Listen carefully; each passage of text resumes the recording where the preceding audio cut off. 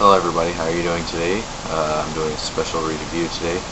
I'm going to be reviewing 3 Star Trek books instead of an episode today. So these are 3 books in a series of books authored by Mr. Greg Cox.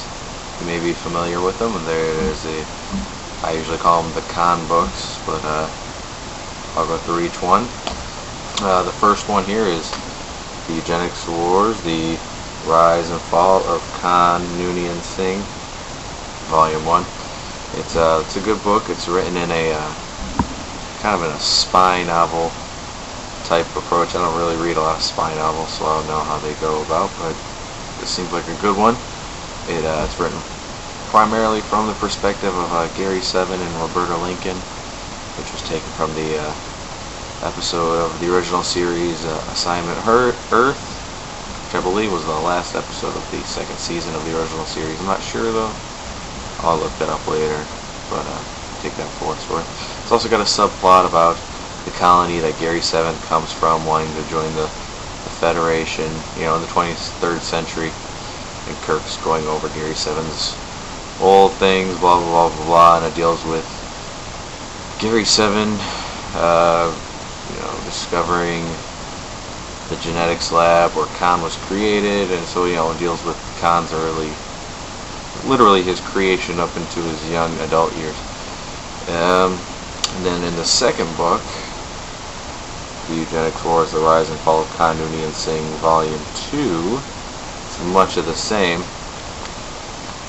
except it has to deal with Khan's consolidation of power.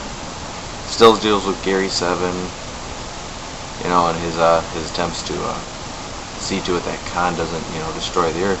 I mean, it literally deals with the Eugenics Wars themselves, and there's still a subplot involved. I don't really recall terribly what it was. I'm pretty sure it's about the same thing. I mean, I read these 2 books years ago, but they're really good books. They do a good job of they do a decent job of mashing fictional Trek history with actual recorded history, which is no small task. I give Greg Cox mad props for that. Either way, I mean, they're great books and a good read. I highly recommend them. As you know, those 2 books take place before the episode Space Seed, which was where Kirk found Khan on the Botany Bay, and after the end of the episode, what they do? Kirk banished Khan to the planet Ceti Alpha 5, and that's where this book picks up, the 3rd book in the Khan series, To Reign in Hell, the Exile of Khan Noonien Singh, which is also a very good book. But I like it because it didn't really have to use that whole kind of a spy plot, which like I said, it was good for what it was. Not normally the type of novel I read. This dealt more with Khan as a man. I think when you see him banished on an island to rule his own people, not an island, but a planet, with just his own people and his most loyal followers, he really shows kind of a human side to him. I mean, you see him grieve over the loss of his wife, and how he copes with a planet that's been that's what I'm looking for, ravaged. I don't know.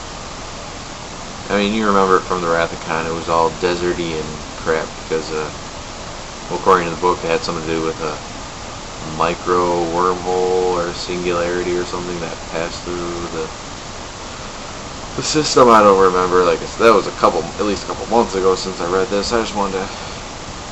But in any event, it's a really good read too. It involves a subplot of Kirk going back to the planet after the events of Star Trek 2, just to see if he can piece together the puzzle of what happened to Khan after he left him there.